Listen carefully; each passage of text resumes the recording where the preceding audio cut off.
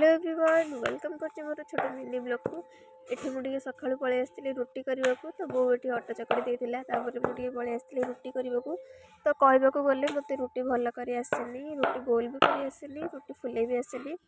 जेहेतु मु video करथिली try करथिली कि टिके भल रुटी करबा को।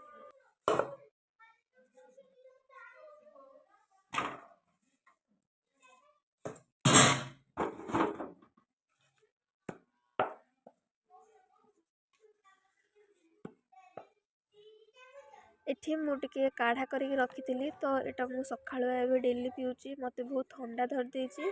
तो मेडिसिन जदि आपण माने न खाउछन्ती एटा पीले देह पे बहुत भल ठंडा थिले। तो एठी मु टिके रुटी फुलौची, रुटी फुलवा समय रे मु टिके वीडियो करथिली। जेहेतु रुटी फुलौची बहुत कंफ्यूज रे थिली कि मो रुटी फुलिबो कि नाही, हेले भी मो रुटी बहुत सुंदर फुली जाइथिला।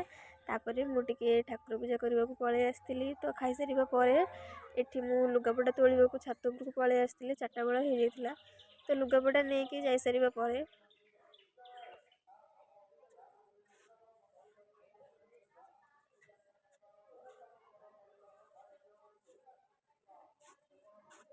मु टिके पळैथिली आम बाड़ी को।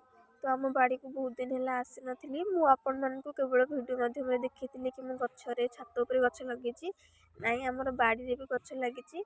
तो हमर बाड़ी रे बहुत छोट आकार रे गछ लागिछि, हेले भी गछ गुडा बहुत टिके टिके बड़ हो जाइछि।